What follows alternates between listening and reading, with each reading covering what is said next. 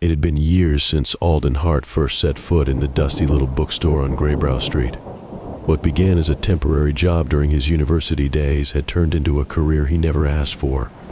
Hart's Books and Curiosities had been a fixture in town for decades, a crumbling monument to the lost art of reading. Alden had taken over after the original owner vanished without a trace, a mystery the townspeople shrugged off as if it were a common occurrence in their sleepy town. The shop had always been quiet, with the occasional patron drifting in to browse the musty shelves. But recently something had shifted. There was an odd chill in the air, one that clung to the skin and seeped into the bones, though the autumn days were mild. The bell over the door rang less and less, and then the deliveries began. Alden first noticed the strange packages one cold October morning. Plain brown boxes, unmarked save for his name and the shop's address. There was no return label, no indication of who had sent them. When he opened the first one, it was filled with books, blank books. No titles, no authors, no pages, just an expanse of smooth, creamy paper bound between leather covers. At first, Alden assumed it was a mistake from a supplier. Perhaps someone had sent him journals by accident. But as the days went by, the boxes continued to arrive, each filled with more of these empty tomes. He tried contacting the usual distributors, but no one claimed to know anything about the shipments. The phone line would go silent when he mentioned the blank books, a hollow, static hum on the other end. Out of curiosity, he placed a few on display, hoping to sell them as journals or sketchbooks. To his surprise, they sold quickly. Strangely quickly, considering the shop's usual slow traffic. It was as if the blank books were calling to people. One morning, a regular customer, Mrs. Winthrop, shuffled into the store. She was a widow in her late 60s. Known for her obsession with romance novels and her insatiable desire to fill her lonely hours with fantastical stories. She had seen the blank books a few days prior and had returned to purchase one. "How much for one of those?" she asked, pointing a gnarled finger at the display. Alden hesitated. Something about the books unnerved him, though he couldn't explain why. Still, he gave her a price, and Mrs. Winthrop left with one tucked under her arm. It was the last time Alden saw her. She didn't return for her weekly visit, and her house, once neatly kept, now sat dark and empty. The town murmured about her sudden disappearance, but no one seemed too concerned. People left town from time to time, especially the older folks. The strange thing, though, was that a week later, a new book appeared on the shelves, one Alden had never stocked. Its spine was rich red leather, embossed with gold leaf, the title, Love Everlasting. He pulled it from the shelf and flipped it open. Inside was the story of a lonely widow named Miriam, who finds love in the most unexpected of places, a young man who visits her in her dreams. The descriptions were vivid, so much so that they tugged at Alden's memory. The more he read, the more familiar it became. The characters, the events, even the woman's habits. It was Mrs. Winthrop. Alden dropped the book, his heart thudding in his chest. His hands trembled as he flipped to the last page. There, at the end, in a delicate script, was a note, Miriam Winthrop, bound forever in the pages of her story. The weeks that followed were a blur of confusion and fear. More customers came, drawn to the blank books as if by an unseen force. And one by one, they vanished. Alden's dread grew with each disappearance. He began to recognize the pattern.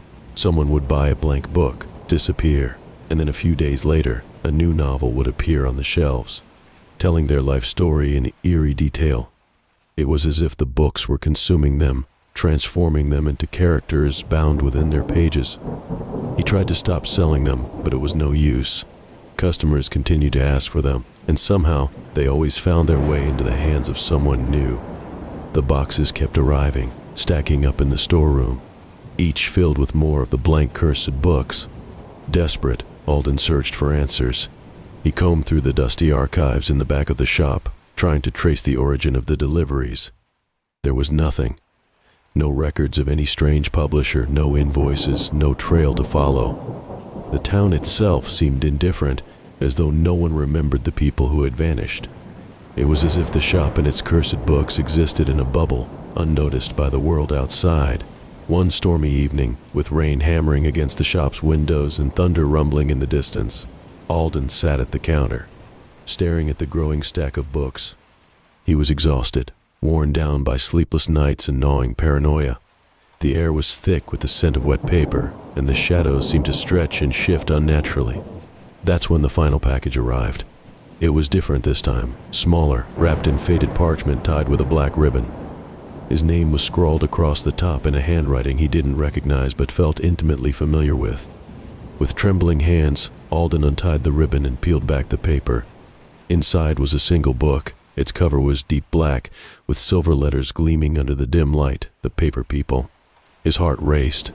Alden opened the book to the first page, and his blood ran cold. There, in stark, simple prose, was his life. The shop, the deliveries, the customers who had vanished. Every detail, every moment he had lived, was written on the pages before him. He flipped further. There was no end to the story, just pages and pages chronicling his life in the bookstore, as though he were nothing more than a character in someone else's tale. Suddenly, the shop felt impossibly small, the walls closing in. The air was suffocating, thick with the weight of words unspoken. Alden stumbled back, his head spinning. The book fell open to the final pages, and there, written in the same delicate script he had seen in Mrs. Winthrop's novel, was a note, Alden Hart, bound forever in the pages of his story. Alden tried to flee. He grabbed his coat, his keys, anything that could help him escape the suffocating nightmare. But the moment he stepped outside, the world felt wrong. The street was empty, eerily so. No people, no cars, just a blanket of silence that pressed against his ears. The town he had known all his life seemed frozen, like a scene from an unfinished manuscript. In a panic, he ran down the street, past the darkened windows of closed shops, but no matter where he went, he always found himself back in front of Hart's Books and Curiosities. Each time the door was slightly ajar, as though waiting for him. With a sense of inevitable doom, Alden returned inside. The shop felt colder now, darker. The books on the shelves seemed to watch him, their spines gleaming in the dim light. He walked slowly to the counter, his hand brushing over the black book still lying open. His story. His gaze drifted toward the last page, the one that had yet to be written. Alden reached for a pen. He didn't know why, only that it felt as though he had no choice. His fingers closed around it, and he began to write. The next morning, a new book appeared on the shelf. Its cover was a deep black, with silver letters glinting in the early light. The Paper People. And inside, the final page had been filled, Alden Hart bound forever in the pages of his story.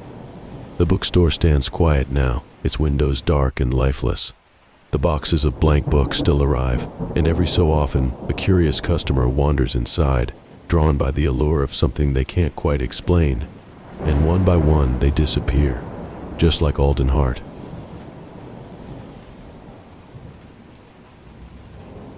Thank you for joining me this evening.